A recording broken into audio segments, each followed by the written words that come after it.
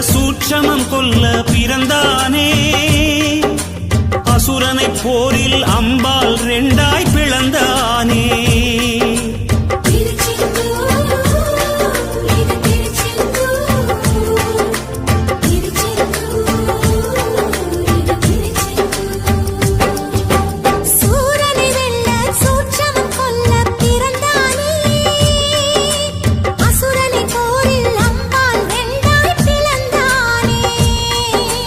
தேவதச்சர்கள் செய்த தலத்தில் தெய்வ ஆணையுடன் எழுந்தானே.